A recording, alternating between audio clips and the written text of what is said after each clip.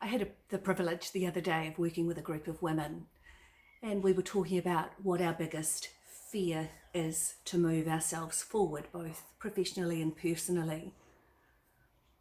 It was so interesting because for many of us, the fear was about not being enough.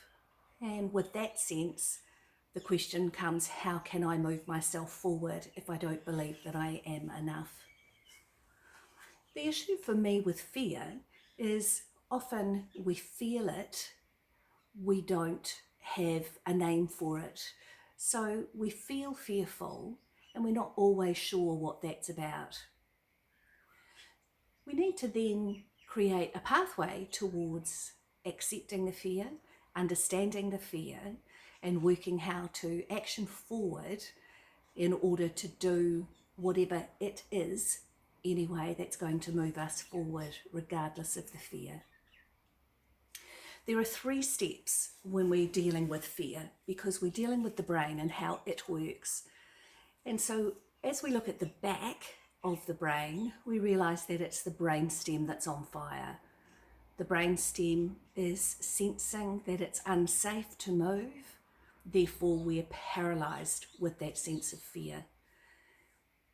The brain in that part of the brain, we don't actually have language, we just have the sense.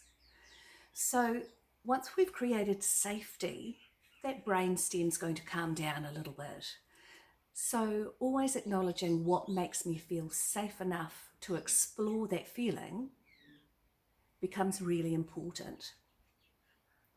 The next step, once we're feeling safe, is to validate that feeling. And validation means accepting that it is true. I have every right to feel that, and it is my story.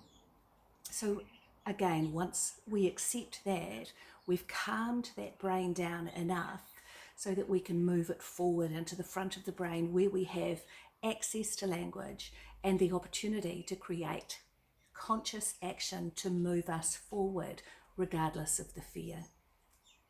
So we calm the brainstem by creating safety, we validate the feeling or the story, and then we're able to put those words or put those feelings into words, create a label, and then create action to move us forward anyway.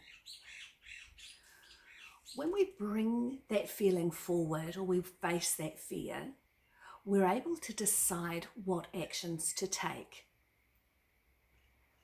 It allows us to feel the fear, to understand it, and then to move forward.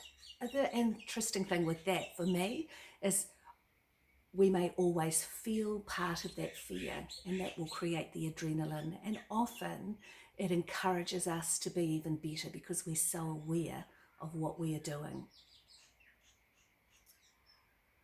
There is a difference. There are some fears that are debilitating. They do paralyze us, and sometimes they need to be unpacked. And that's where counselling has its real place in helping us to explore that.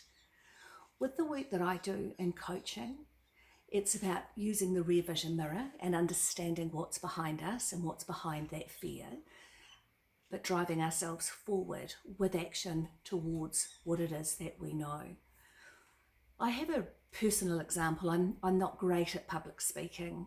I find these videos very difficult, and I'm very fearful that my words will come out wrong and they will come out jumbled, and people will think that I'm stupid or silly in what I'm talking about.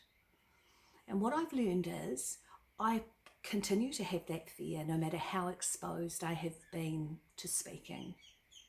However, I know for myself, and my actions are always, the more prepared I am, the more able I am to work with the fear and create action that moves me forward. So I want you to have a think today about what is your fear? Can you put a label on it? And as you label it, validate your own story and say, what can I control in this situation? What things can I do differently that will enable me to put fear into its right place and move myself forward towards what it is rather than feeling paralyzed by what my fear is. So for me, it's creating actions that I know will help calm me down. It gives me a pathway to move forward with.